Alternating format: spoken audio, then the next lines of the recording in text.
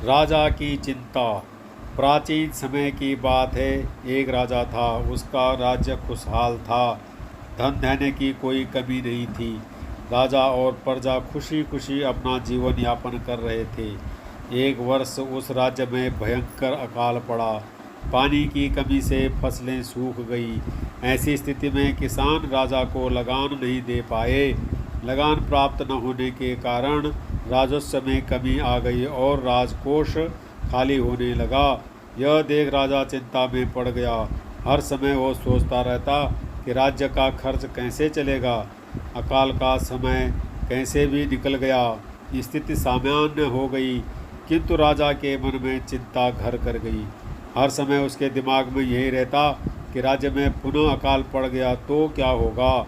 इसके अतिरिक्त भी अन्य चिंताएं उसे घेरने लगी।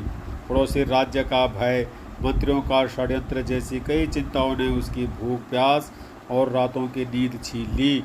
वो अपनी इस हालत से परेशान था, किंतु जब भी वो राजमहल के माली को देखता तो आश्चर्य में पड़ जाता। दिन भर मेहनत करने के बाद वो रूखी सूखी रोटी छक कर खाता और पेड़ के नीचे मज़े से सोता। कई बार राजा को उससे जलन होने लगती। एक दिन उसके राज दरबार में एक सिद्ध साधु पधारे। राजा ने अपनी समस्या साधु को बताई और उसे दूर करने का सुझाव मांगा। साधु राजा की समस्या अच्छी तरह समझ गए थे। वे बोले, राजन, तुम्हारी चिंता की जड़ राजपाट है। अपना राजपाट पुत्र को देकर चिंता मुक्त हो जाओ। इस पर राजा बोला, गुरुवर, मेरा पुत्र मात्र 5 वर्ष का है। वह अबोध बालक राजपाट कैसे संभालेगा।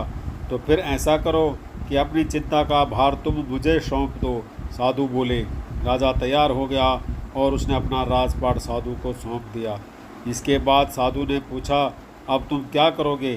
राजा बोला, सोचता हूँ कि अब कोई व्यवसाय कर लूँ, लेकिन उसके लिए धन की व्यवस्था कैसे करोगे। अब तो राजपाट मेरा है, राजकोष के धन पर भी मेरा अधिकार है, तो मैं कोई नौकरी कर लूँगा। राजा ने उत्तर दिया, ये ठीक है, लेकिन यदि तुम्हें नौकरी ही करनी है तो कहीं और जाने की आवश्यकता नहीं, यही नौकरी कर लो। मैं तो साधु हूँ, मैं अपनी कुटिया में ही रहूँगा।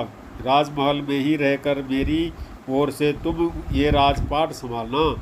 राजा ने साधु की बात मान ली और साधु की नौकरी करते हुए राजपाट संभालने लगा। साधु अपनी कुटिया में चले गए।